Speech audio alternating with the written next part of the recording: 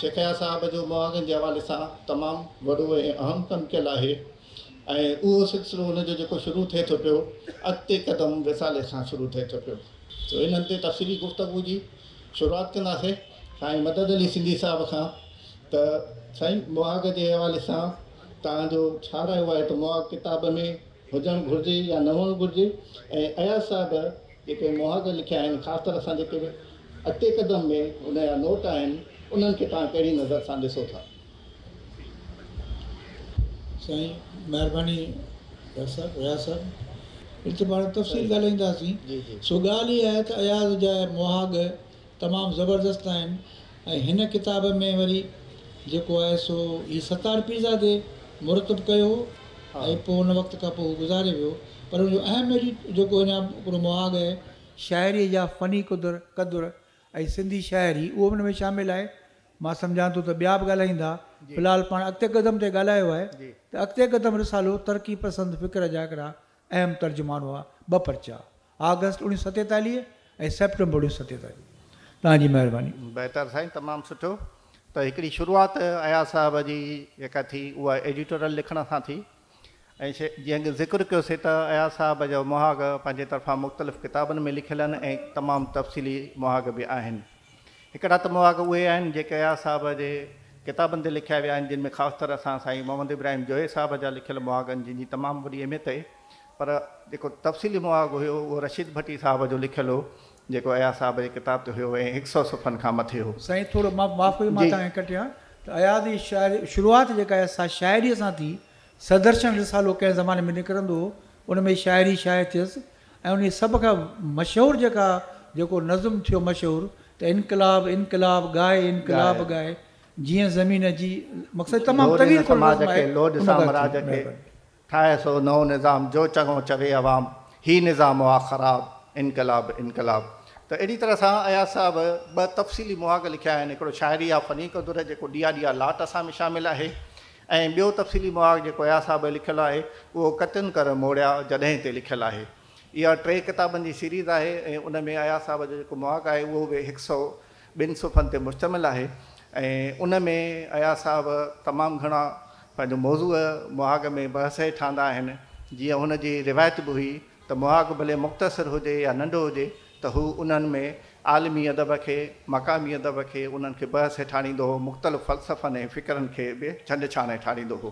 त डॉक्टर आबदा साहिब ॾांहुं असां अॻिते वधूं था त ख़सूसन कतिन कर मोड़िया जॾहिं में जेको आहे अयाज़ साहिब जो लिखियलु मुहाग हिकिड़ो तमामु वॾो तफ़सीली मुहाग आहे। त इनखे तव्हां कहिड़ी नज़र सां ॾिसो थियूं, इन्हनि मां कहिड़ी शइ असांखे हासिलु थिए थी? ॾिसो, जीअं तव्हां ज़िक्र कयो त इहो ज़ख़ीम हिकिड़ो आहे किताब कतिन कर मोड़िया जॾहिं। मां सम्झां थी त अयाज़ जा हुअं त जेकी बि शाइरीअ जा मजमूआ आहिनि उन्हनि में सभिनी खां वधीक ज़ख़ीम जेको मजमूओ आहे सो हीअ आहे। ऐं अहिड़े तरीक़े सां हिन जो मुहाग बि जेके अयाज़ जा पंहिंजनि किताबनि ते मुहाग लिखियल आहिनि या वरी ॿियनि शाइरनि ते जेके उन जी किताबनि ते जेके मुहाग लिखियल आहिनि त इन्हनि सभिनी में बि ही सभ खां डिघो मुहाग आहे। हू जेको ॾिया ॾिया लाट असां ते बि जेको मुहाग आहे उहो बि तमामु डिघो आहे, पर उहो जेको आहे सो मजमूई तौरु घणनि 29 जे शाइरनि ते उहो आहे। पर इनफ़रादी तौर ते जेकॾहिं ॾिसिजे त हीउ जेको आहे सो सभ खां डिघो मुहाग आहे। अच्छा, हिन मुहाग जी हिकिड़ी ख़ुसूसियत इहा आहे त ही मोटिवेशनल आहे। ही अयाज़ जेकी बि शाइरी आहे उहा पंहिंजी बीमारीअ जे दौरान जेका स्टडी कई हुई ऐं उन खां पोइ जेका शाइरी कई उहा हिन किताब में शामिलु आहे। सो हिन किताब जी शुरूआति में ई अयाज़ जेका हिकु त पंहिंजी रूसी महबूबा हुयसि अरीना दोस्त हुयसि उनखे मनसूब कयो, पर उन खां पोइ हुन जेको शुरूआति में ई जेके लिखियो आहे त उहो लिखियो अथई त कुदरत मूंखे मौक़ो ॾिनो आहे त मां सदियुनि खां वठी जेके मुंहिंजे मन में ख़्याल आहिनि त मां उन्हनि खे शाइरीअ में ज़ाहिर कयां। बल्कि उन में शुरूआति में पंहिंजे लफ़्ज़नि में लिखे थो त ए मौत मां अञा लिखां पियो, तोखे मुंहिंजे कमरे में अचण जी इजाज़त न आहे।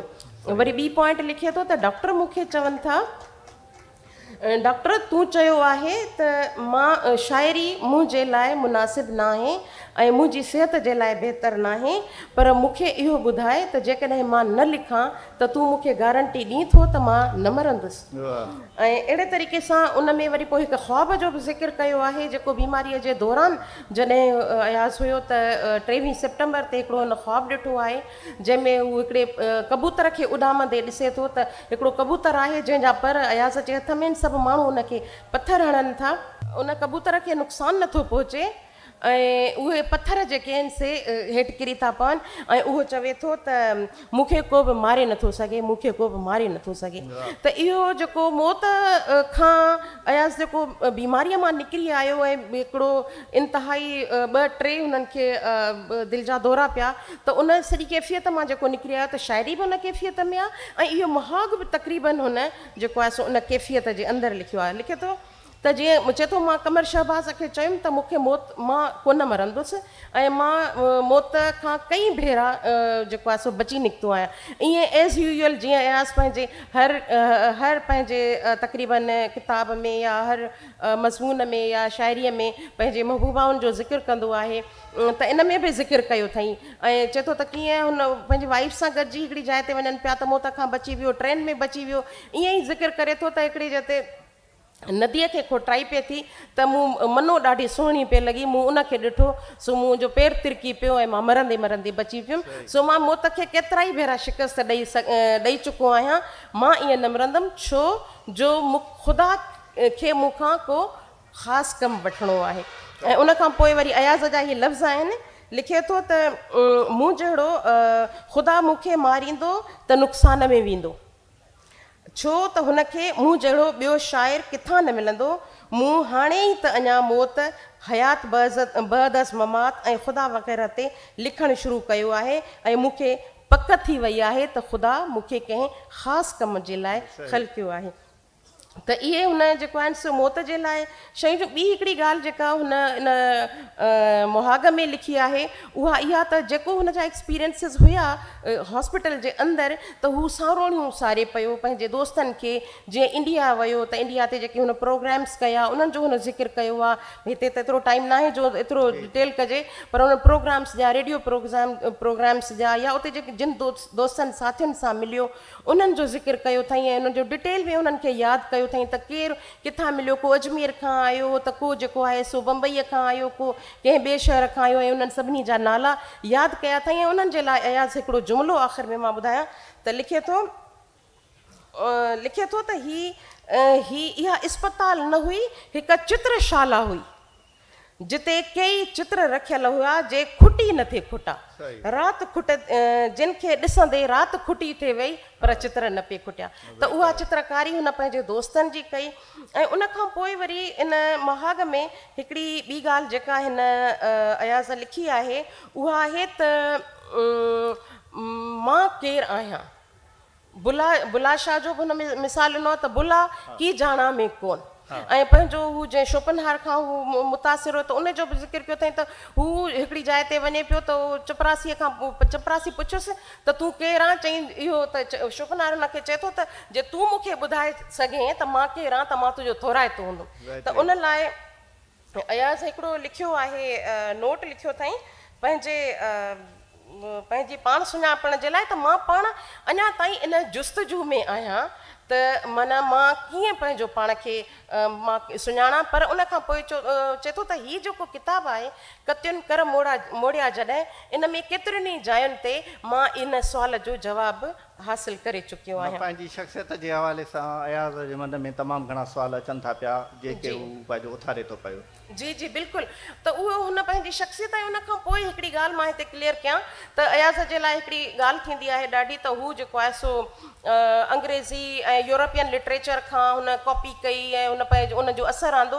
त मुंहिंजी रिक्वेस्ट हूंदी उन्हनि सभिनी खे जिन जे ज़हन में इहा ग़लतफ़हमी आहे त हू अयाज़ जो ही मुहाग एटलीस्ट जेकॾहिं सॼो कुझु नथा पढ़नि त एटलीस्ट ही मुहाग ज़रूरु पढ़नि त उन्हनि जी ग़लतफ़हमी दूरि थी वेंदी। छाकाणि त अयाज़ क्लियरली हिकु फिलोसोफर जो ज़िक्र कयो आहे त हू कहिड़े कहिड़े फिलोसोफर खां कीअं कीअं पंहिंजे सिंध जे सदियुनि खां वठी पंहिंजे शाह लतीफ़ खां वठी या वेदांती जेके असांजा संत आहिनि भक्ति आहिनि उन्हनि सभिनी जो रामानंद जो रामांज जो या उन्हनि जो बि ज़िक्र कयो अथई। पर उन खां पोइ यूरोपियन जेके फिलोसोफर आहिनि उन्हनि जो बि हुन ज़िक्र कयो आहे ऐं उहो हुन पाण एडमिट कयो आहे त मां हिननि जे फ़िक्र मां मुतासिर आहियां।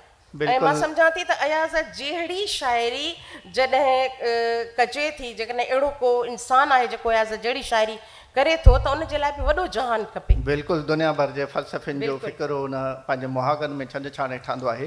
ऐं हक़ीक़त में त अयाज़ नसुर में लिखंदो हुजे या शाइरीअ में कंदो हुजे त हिकिड़ो वहकिरो उन जे नसुर में बि नज़र अचे थो पियो, उहो शाइरीअ में बि नज़र अचे थो पियो। नेठि त ईंदो फ़सुल बहारां नेठि त ईंदो, तोड़े पाण न हूंदासीं पर पंहिंजी यादि त हूंदी उन सां, अहिड़ो इंसानु नेठि त ईंदो। सो अयाज़ साहब जे मुहागनि में उनजी डायरी बि समायल आहे, उन जूं सारणियूं बि समायल आहिनि, सफ़रनामा बि समायल आहिनि, त शख़्सियतुनि जे फ़न ऐं फ़िक्र ते बि समायल आहे। मैडम थोरो इहो वज़ाहत कंदी इहो मुहाग कंहिंजो आहे, कहिड़े? हा मां इहा थोरी वज़ाहत कयां। हिन किताब में जेको मुहाग शामिल आहे कतिन कर मोड़िया जॾहिं जो मुहाग, त हीउ आहे भाङे ॿिए जो, बल्कि भाङे टे जो आहे।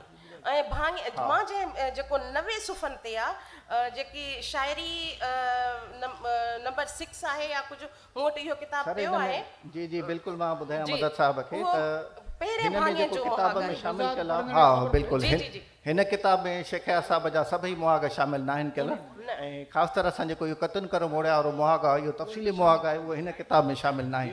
उहो हुनजी किताब में पंहिंजे में कतन कर मोड़िया में शामिल आहे। ऐं अयाज़ असां ताज जो हिसाब अञा अॻिते वधूं था, वधीक उहो असांखे गुज़ारिश कंदासीं ताज साहब खे त थोरो तफ़सील सां ॿुधाए त अयाज़ साहब कहिड़ा ऐं केतिरा मुहाग बि लिखिया आहिनि, ऐं गॾोगॾु जेको शाइरी जा फ़नी क़दुरु ख़ासि मुहाग आहे जंहिंमें न सिर्फ़ु नंढे खंड पर आलमी अदब जे शाइरनि मुफ़किरनि जी छंड छाण खां पोइ वरी जेके उन वक़्त जा शाइर हुआ जेके ख़ासि तरह सां परूर रिसाले में छपिया हुआ उन्हनि जी छंड छाण शाइरी जी ऐं उनजी कयल आहे।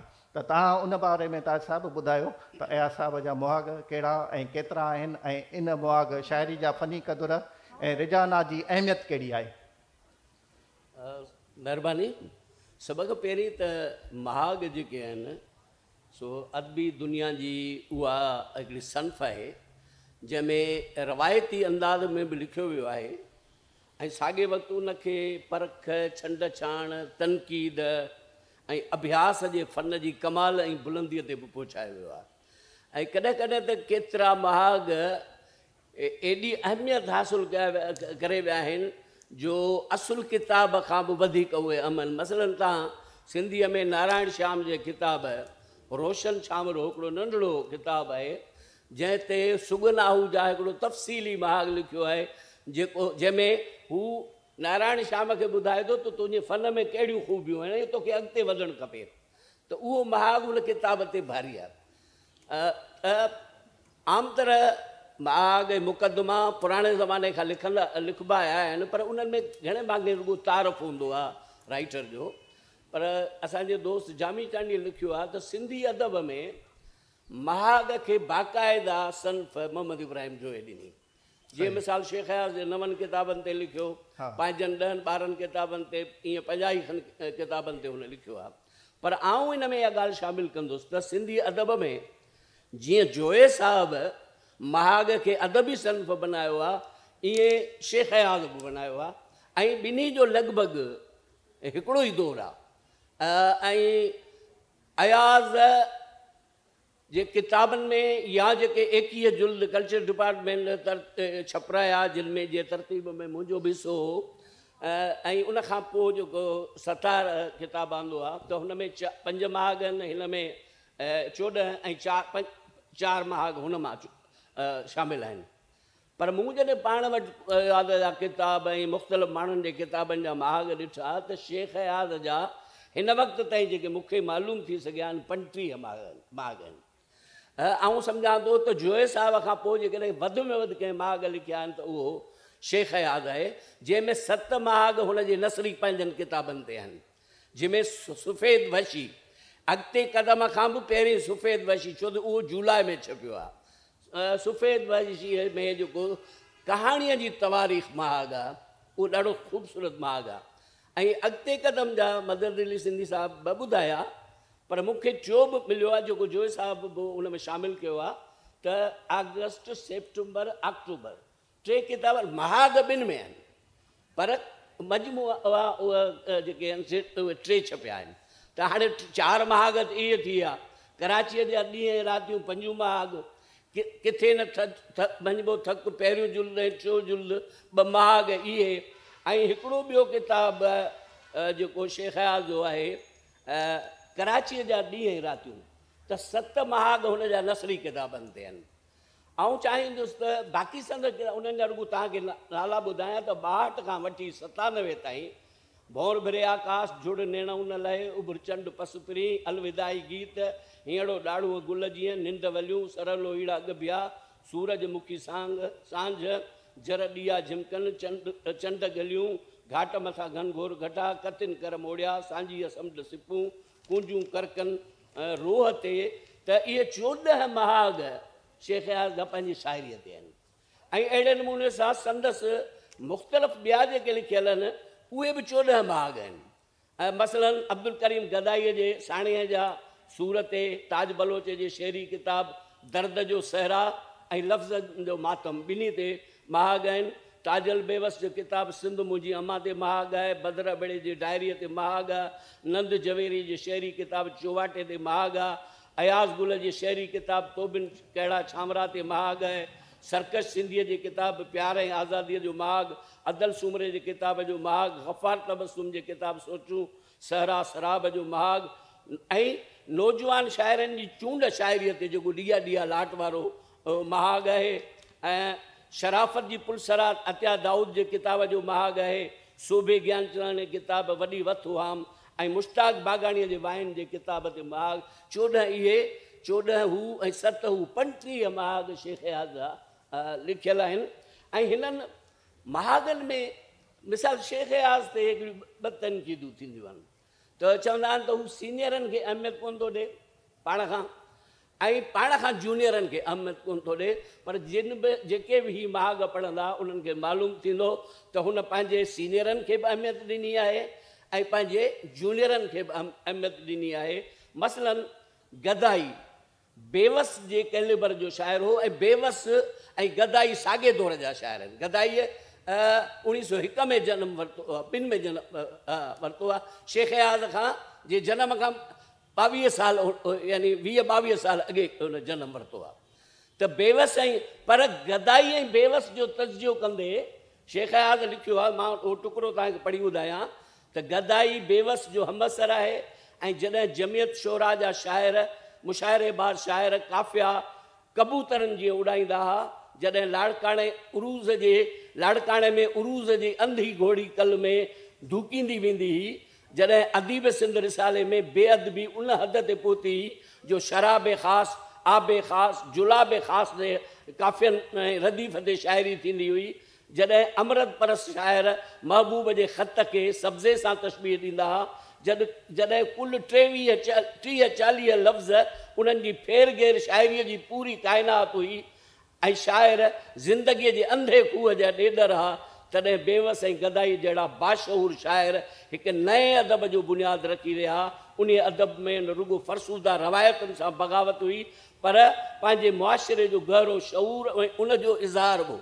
ऐं गदाईअ ते बेवस ते चओ थो त गदाई जे शऊर ऐं समाज जो आदर्श आहे, उहो बेवस वटि कोन्हे। हुनजो यानी गदाई जो मजमूओ जराह जी मेज़ आहे, जंहिं ते माहौल जो नासूर ज़िदा उज़वो पखिड़ियो पियो आहे। ऐं पंहिंजे महदूद तइलीम जे बावजूदि गदाई जे कलाम में जा नज़र जी वुसअत आहे, उनखे हू गोगोल ऐं ॿिया जेके इन क़िस्म जा राइटर या मुसविर आहिनि उन्हनि सां भेट हुन ॾिनी आहे, त माना पंहिंजे सीनियर्स खे ईअं ॿियनि खे बि ॾिनी आहे हुन, ऐं पंहिंजे जूनियर्स खे त तव्हां ॾिसो ताजल बेवस, गफ़ार तबस्सुम, अयाज़ गुल, अदल, अतिया दाऊद, ऐं उनखां पोइ जेको ॾिया ॾिया लाट जो किताबु आहे, जंहिंमें हुन तमामु असांजे घणनि भेनरुनि अतिया दाऊद, पुष्पा वल्लभ, शबनम गुल, अमर सिंधू, हसन दर्श, दारा अबड़े, बख्शन महरानवी, कवि वसीम सूमरे, इरशाद काज़मी, जान खासकेली, सईद मेमून, अयाज़ जानी ऐं इम्तियाज़ अबड़े जे शाइरीअ ते न रुगो बहस कयो आहे। दारा अबड़े खे दानश्वर शाइर थो सॾे, वसीम खे बहर वज़न ऐं बख्शण खे बहर वज़न जो कामयाबु शाइर ऐं वायूं उन्हनि जूं, या कवीअ जे गीतनि ते जेको तबसरो, या अमर सिंधू, शबनम गुल ऐं अतिया वटि जेको निसाई शऊर आहे, त उन ते हुन तनक़ीदी अंदाज़ में बि कयो आहे। हुन जिते ख़ूबियूं बयानु कयूं आहिनि उते हुन तनक़ीदी अभ्यास बि कयो आहे। ऐं मूंखे यादि आहे त साईं इब्राहिम जोए खे शेख अयाज़ हिकिड़े भेरे चयो त मूं नौजवाननि खे घटि पढ़ियो आहे, महिरबानी करे मूंखे उन्हनि जा किताब हर गॾु करे ॾिनो। पोइ जंहिंजो शेख अयाज़ ज़िक्र बि कयो आहे, पर इन विच में परूर रिसाले जे असांजे दोस्त मुज़फ़र हुनखे नवनि शाइरनि जो ॾिनो, जेको जंहिं ते हुन 100 खां मथे सुफ़नि जो महाग लिखियो आहे, 129 पेजनि जो शायदि महाग लिखियो आहे। ऐं उन में ऋग्वेद खां वठी संस्कृत हिंदी शाइरीअ खां वठी अरबी फारसी उर्दू शाइरी ऐं उनजो सॼो पस मंज़र, उरूज़ जा वज़न, जदीद क्लासिकी शाइरीअ जूं सनफ़ूं, नसरी नज़्म, आज़ाद नज़्म, अंग्रेज़ी शाइरीअ जा सॼो पस मंज़र ॾेई उन में जदीद सिंधी नौजवाननि जी जेका शाइरी आहे उनखे हुन ॾिनी आहे। पर पंहिंजे महागनि में हुन पंहिंजी फ़िक्री बुलंदी बि ॾिनी आहे। मुंहिंजो ख़्यालु आहे त उन ते मदद ऐं असांखे जेके ॿियो बिल्कुलु साईं, तमामु सुठो तव्हां तफ़सील सां ॻाल्हायो। ऐं जीअं ॾिया ॾिया लाट सां किताबु आहे त उन में मर्द शाइर बि आहिनि ऐं औरत शाइराऊं बि शामिलु आहिनि, जिन मां कुझु नाला तव्हां खयां बि।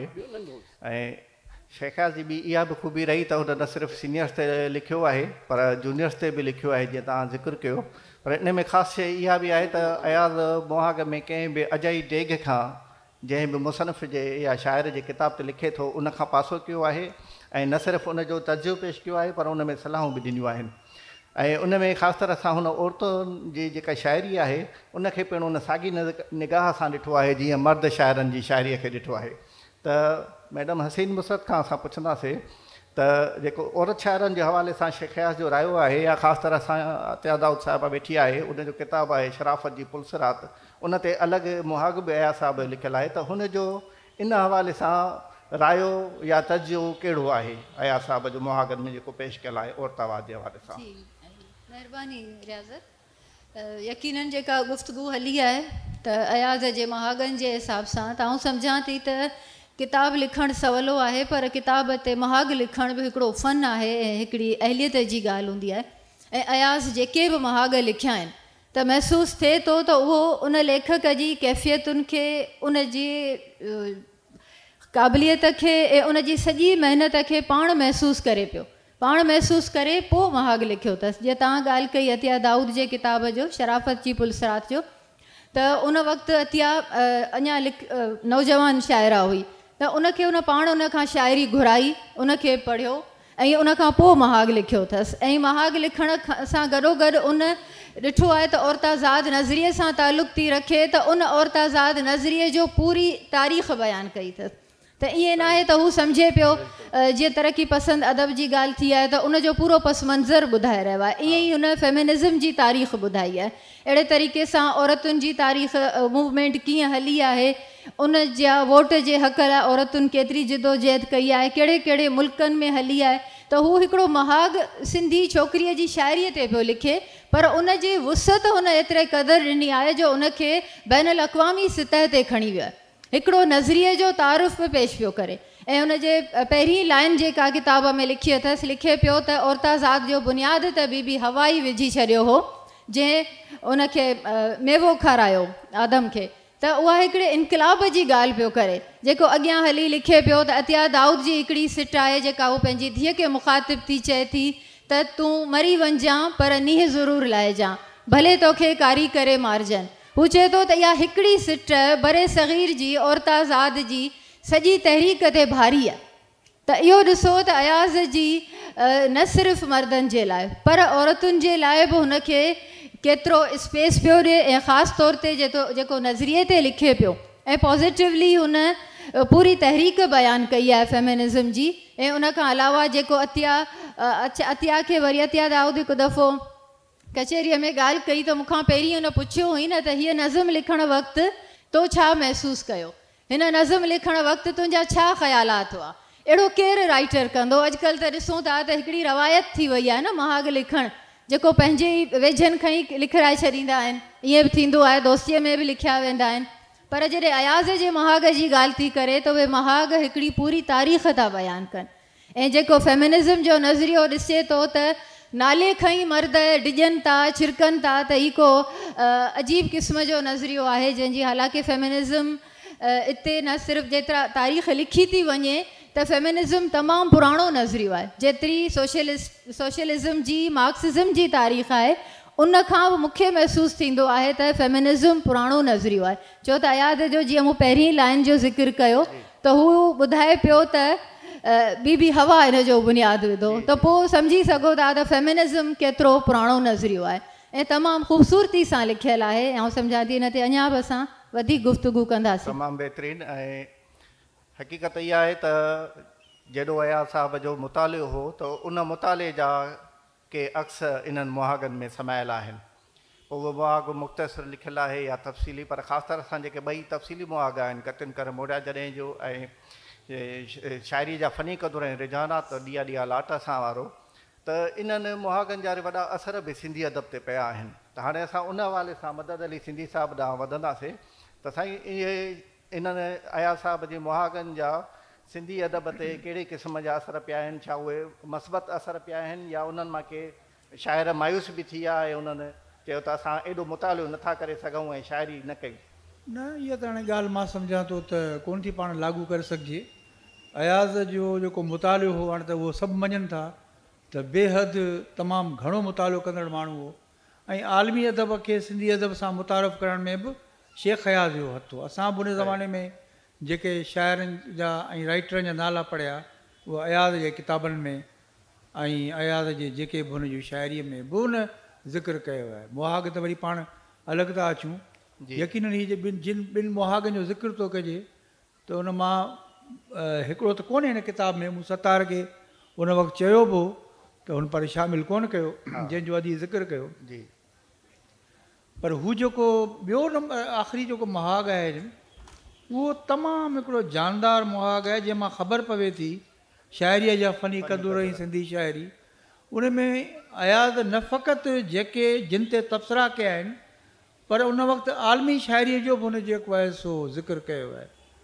सो अयाज़ जे जेको पाण ज़िक्र था करियूं त अयाज़ जे मुहागनि, अयाज़ जे शाइरी, अयाज़ जे नसर सिंधी अदब ते एॾी छाप ऐं उनजी एॾी मालूमात वधाई आहे जंहिंजी का इंतिहा कान्हे। सो असीं चवंदासीं त मुस्बत असरु पियो आहे। हाणे ॻाल्हि इहा आहे त जेका हाणे हींअर ताजिब ॻाल्हि कई त हाणे केतिरा अहिड़ा मुहाग आहिनि जेके रहिजी विया आहिनि। कल्ह हिते सेक्रेटरी कल्चर अब्दुल रहीम सूबरे साहिबु ऐलान कयो आहे त अमर सिंधू साहिबु ऐं इरफाना मल्हा सलाह ॾिनी त अयाज़ जो रहियल मवाद शाये कयो वञे। त छो न इहो हिकिड़ो असीं हिन ॻाल्हि जो फ़ाइदो वठूं। सेक्रेटरी साहिबु वेठो बि आहे त इहे जेके मुहाग जेके रहियल आहिनि इहे शाये थियणु खपनि। हाणे मुहागनि खे गॾियल अचणु खपे। असल में असीं जंहिं शख़्सियत खे अञा बि यादि करियूं, शेख अयाज़ जे ही जान छॾण खां पोइ साईं मोहम्मद इब्राहिम जोए साहिब जी ख़्वाहिश हुई त अयाज़ जी समूरी शाइरी ऐं समूरो नसुर शाये करायो वञे। ॾुखी ॻाल्हि हुई, उन वक़्तु असां हिते हिकिड़े ॾींहं जो फंक्शन कंदा हुआसीं ऐं जोए साहिबु इहो हमेशह ॻाल्हि कंदो हो। पोइ केतिरनि ऐलान बि कयो। पोइ हिकु भिटशा में बि असां हिकिड़ो फंक्शन कयो, उन में चीफ मिनिस्टर लियाकत जतो ई आयो, ऐलान करे हलियो वियो हलियो। पर पोइ इहा ख़्वाहिश पोइ जोए साहिब जी पूरी थी जो मूंखे बि हिकिड़ो मौक़ो मिलियो ऐं मूं कोशिशि कई। उनजे नतीजे जंहिंमें अयाज़ जा 22 खां 23 किताब जेके आहिनि उहे शाये थी चुका आहिनि। तंहिंमें हुनजो नसुर, हुनजी मुकमल शाइरी ऐं 23 किताबनि मां फ़क़ति हिकिड़ो किताबु नंबर 1 आउट ऑफ स्टॉक आहे, बाक़ी सभु मौजूदु आहिनि।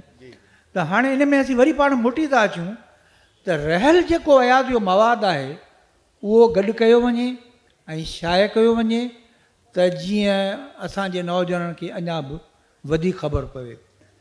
हाणे अयाज़ जी जॾहिं पाण ॻाल्हि था करियूं त अयाज़, मूं तव्हांखे अर्ज़ु कयो, मां राति बि इहा ॻाल्हि कई त अयाज़ न फ़क़ति हिन सदी पर ईंदड़ केतिरनि सदियुनि जो शाइर आहे। त जेतिरो महफ़ूज़ हुनजो थी वञे मवादु उहो बहितरु आहे। ऐं जॾहिं पाण उन ज़माने शालतीअ जो ज़िक्र था करियूं पर सुध समाज जा ज़रिया कोन हुआ, पर उनजी शाइरी एॾी मक़बूल थी वई जो अॼु 300 सालनि खां पोइ लतीफ़ साईं माण्हुनि खे यादि आहे। तीअं अयाज़ बि ईअं आहे त अयाज़ जो मवादु हाणे त दुनिया ॾाढी हथ में अची वई आहे माण्हूअ जे, त जेको मवादु आहे उहो महफ़ूज़ थी वञे। ऐं प्लस असांजो दोस्त इसाक़ समय जो वेठो आहे, उन बि हिकिड़ी सजेशन ॾिनी आहे त अयाज़ जो काफ़ी जेके कुझु फ़ोटोज़ आहिनि उहे सभु महफ़ूज़ कया वञनि, उन ते हू कमु करे पियो। छाकाणि मूंखे यादि आहे त कुरतुल हैदर आख़िरी वक़्त में ॿ हिकिड़ा पंहिंजा आल्बम मुरतब कया हुआ, ॾाढा शानदार आहिनि।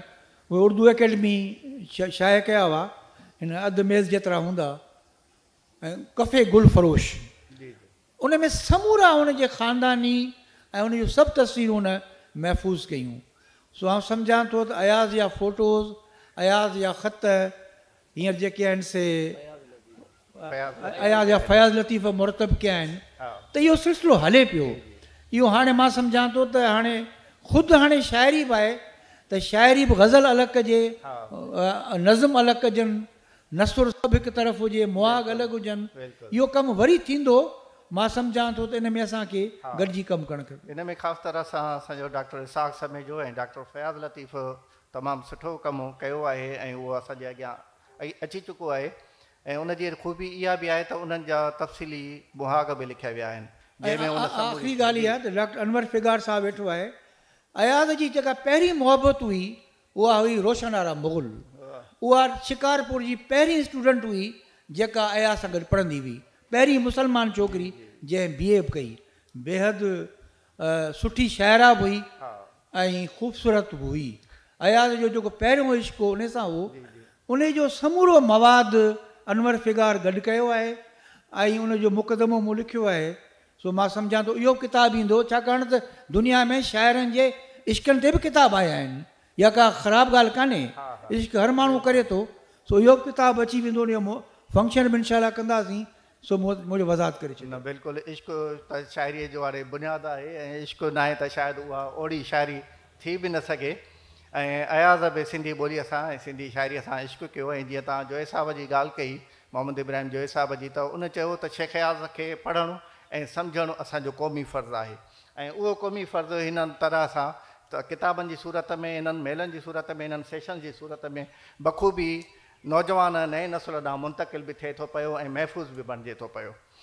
त जमाल अबड़ साहब जी तमामु घणी रफ़ाक़त रही असांजे अयाज़ साहब सां, ऐं उनजो फर्ज़ंद बदर अबड़ साहब बि उनखे तमामु घणो प्यारो हो। ऐं उनजी वरी जेका जेल डायरी छपी त उन ते बि अयाज़ वॾी मोहबत मां लिखियो। ऐं ख़ासि जुमिलो उन में इहो लिखियो त जेकॾहिं मूंखे बदर अबड़े जहिड़ो पुटु हुजे हा त मुमकिन हो त मां लिखणु छॾे ॾियां हा, इहो उन में लिखियलु अथसि। त अहिड़ियुनि शयुनि जी बि माना हू पंहिंजी अहमियत ॾेखारे थो त नए नसुल मां मायूस नथो थिए पियो ऐं जेका बि जानदार तहरीर आहे उनजो बरमला इज़हार करे थो पियो। त डॉक्टर आबदा साहब ॾांहुं वधंदासीं ऐं असांखे वक़्त जो बि इशारो ॾिनो वियो आहे त पुॼाणीअ खे वाइंड अप कयो सेशन खे। त तव्हां मुख़्तसिर तौर ते जेके इहे ॿिया अयाज़ साहब जा मुहाग आहिनि उन जे बारे में पंहिंजी राय जो इज़हार कयो। इहो बदर अबड़े साहब जी जेल जी डायरी आहे, उन ते मुहाग लिखियो आहे ऐं उनजो मौज़ू आहे दाख़िलियत जी सचाई। हाणे इन में उहा जेका हसीन मुसरत बि ॻाल्हि कई, अदा बि ॻाल्हि कई, त हू जॾहिं राइटर खे जॾहिं एनालाइज़ करे थो ऐं मुहाग लिखे थो त हुनखे बिल्कुलु हुनजी अंदरूनी कैफ़ियतुनि सां महसूसु करे ऐं पोइ लिखे थो। ऐं बदर अबड़े जे लाइ बि अयाज़ साहब इहा ॻाल्हि कई, चई त आर्थर कोइसलर हिकिड़ो वॾो राइटर हुयो इंग्लैंड जो, जेको जर्मनीअ में बि लिखियो हो, कम्यूनिस्ट हुयो, हुनजी जेल जी डायरी, त चए थो त हुनजी जेल जी डायरीअ खां बि वधीक जेका आहे सा हिनजी बहितर आहे ऐं हुन में हक़ीक़त निगारी जेका आहे सा बदर अबड़े जी जेल डायरीअ में वधीक आहे।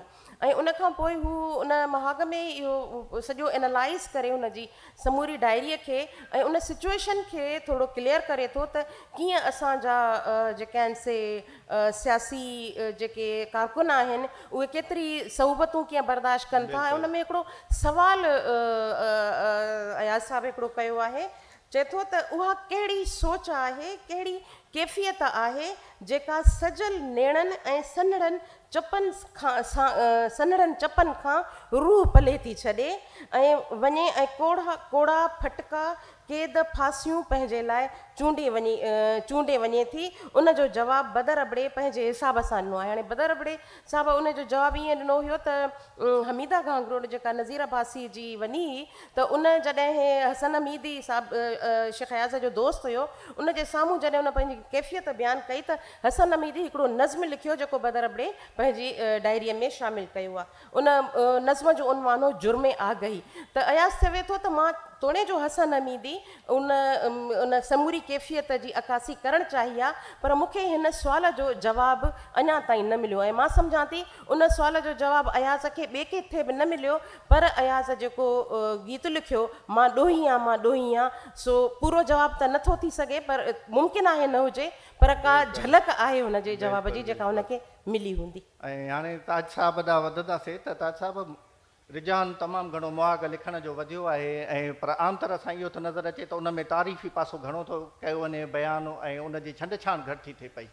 जेतोणीकि असांजा रहनुमा तमामु सुठा नामियारा अदीब साईं जोया साहिबु अयाज़ साहिब जन रहिया आहिनि, त छाजे करे इहो मुहाग में रुझान पैदा थियो आहे, इनखे कहिड़ी तरह सां ख़तमु कजे?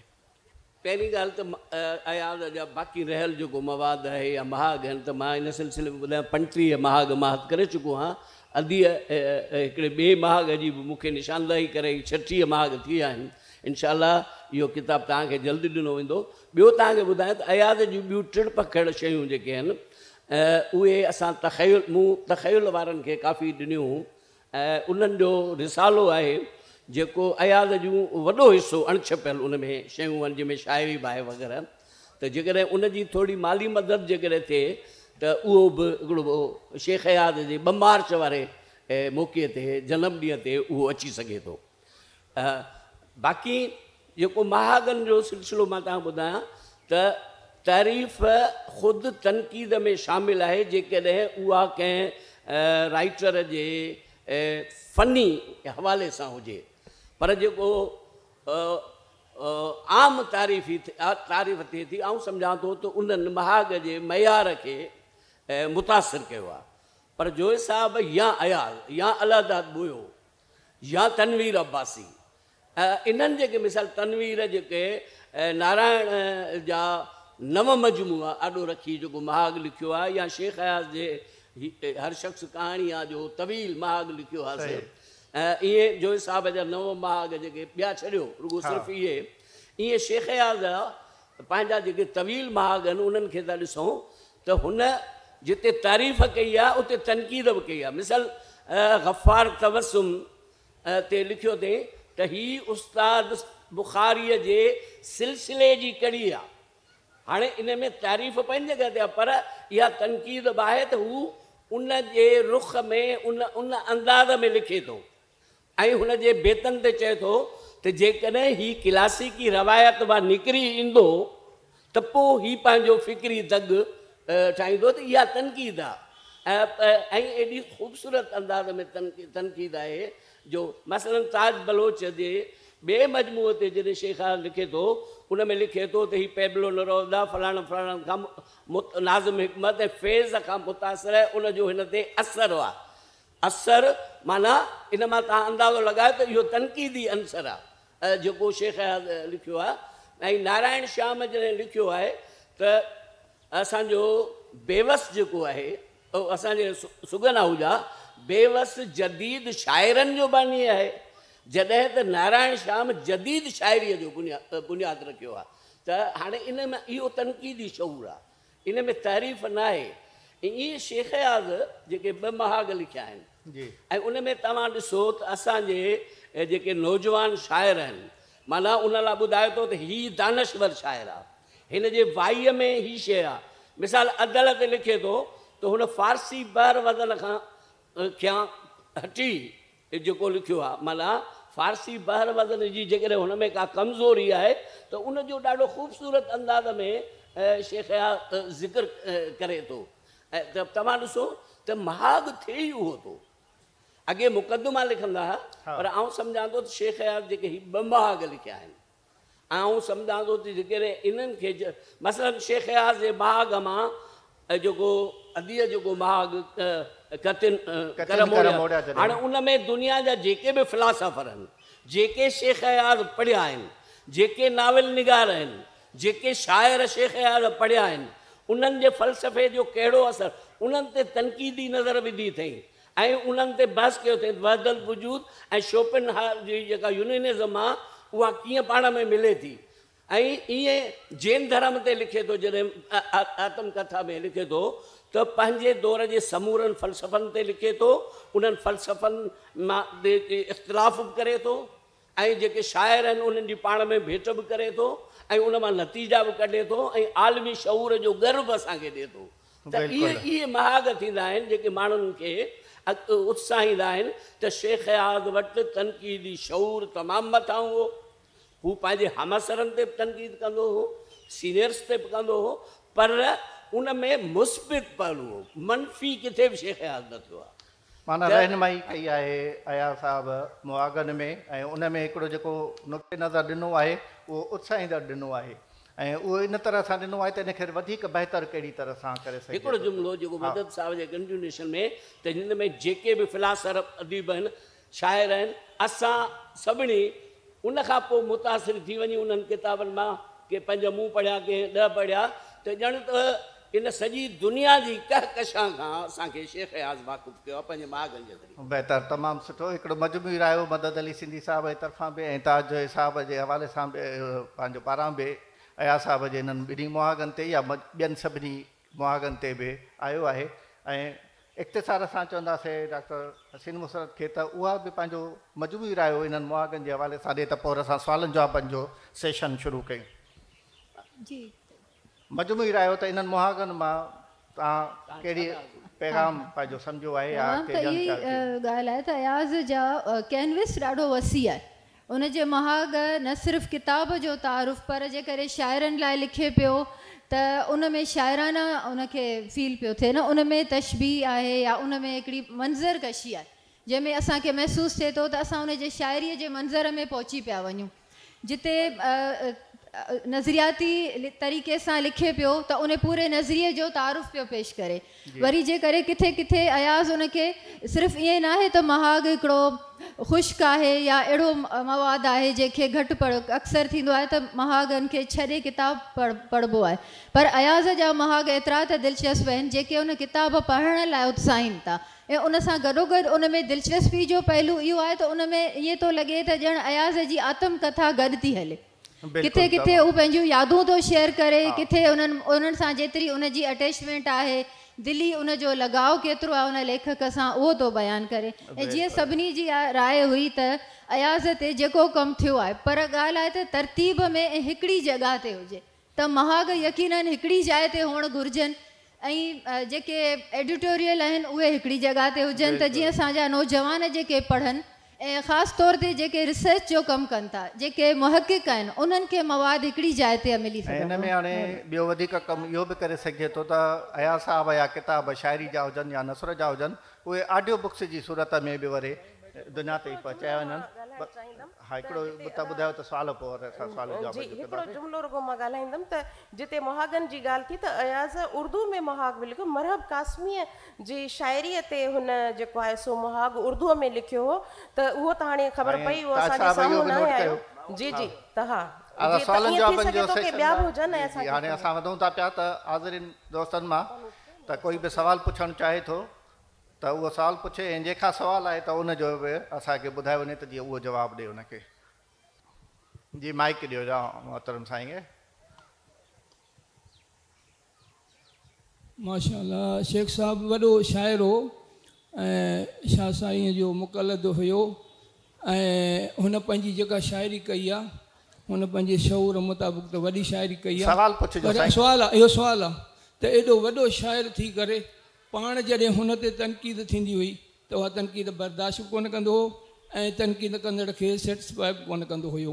जंहिंजो मिसाल आहे त असांजे दोस्तनि शेख साहिब खां पुछियो त शेख साहिबु अहिड़ी ॾुखी शाइरी करीं थो ऐं तुंहिंजी शाइरीअ खे केरु सम्झंदो, कीअं सम्झंदो ऐं कॾहिं सम्झंदा? त पाण फरमाईं त बसि मूं शाइरी करे छॾी आहे, सम्झण वारा वञी सम्झनि। त उन ते तव्हां रोशनी विझो। हे किताब सेशन असांजो मुहागनि जे हवाले सां आहे, तंहिं करे सुवाल बि उन हिसाब सां हुअणु ॻाल्हि घुरिजे। तनक़ीद जी आई त शेख साहब तनक़ीद कई आहे, कंदो हुयो ऐं इस्लाही तौरु उनखे पुछंदो बि वेंदो हुयो, बहितर उन ते तव्हां रोशनी कयो। इहो अलॻि असांजे हिन सेशन सां अचे कोन थो पियो। ऐं असां ॿियो कोई सुवाल आहे लाॻापियल? आख़िरी सवाल जेको आहे सो वठूं था पिंडाल मां, ऐं जेको सवाल थी चुको आहे उन जो हिकिड़े जुमिले में जेको जवाबु इहो थी सघे थो, उन जी तनक़ीद जो जवाबु ही अॼोको सेशन ऐं 7 अयाज़ मेलो आहे। ज़बरदस्त।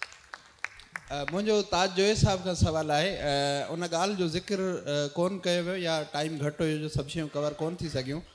अयाज़ गुल जी शाइरी जे लाइ शेख अयाज़ लिखियो त अयाज़ गुल जी शाइरी असां खां पोइ जी शाइरी आहे, हिकु विख अॻिते जी शाइरी आहे, इन खे तव्हां कीअं था ॾिसो? आउं सम्झां थो त अयाज़ गुल ते हुन तफ़सीली महाग लिखियो आहे। मां थोरो टुकड़ो हुन मां तव्हां पढ़ी थो ॿुधायां, उन में इन जो जवाबु मिली वेंदो त अयाज़ गुल जी शाइरी पंहिंजे धरतीअ जी पैदाइश आहे। उहा फ़ारसी बहर वज़न जे मशाकीअ ते नथी तगे, उनखे हिकु अनोखी ख़ुशबू आहे जा निम जे ॿूर में थींदी आहे। हू बुनियादी तरह गज़ल जो शाइर आहे, पर हिन जो गज़ल पेवंद थियल न आहे। ज़िंदगीअ में गुनागून तजुर्बा ऐं ख़ासि करे शहरी ज़िंदगीअ जो देहाती ज़िंदगीअ ते असर हिन जी शाइरीअ मां बकनि था।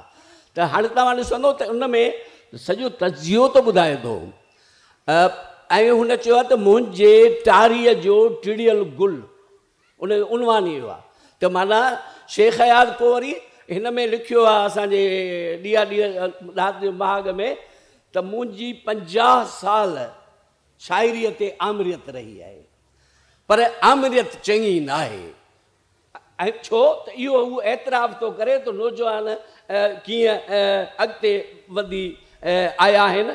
इन सिलसिले में हुन अदल ते जेको महाग लिखियो उन में हिकिड़ी सिट लिखी अथई त अदल सूमरो सिंधी अदबी संगत खे पंहिंजो उस्ताद, हुन चई त को बि शाइर उस्ताद न कयो आहे, पर हुनजो उस्ताद आहे अदबी संगत।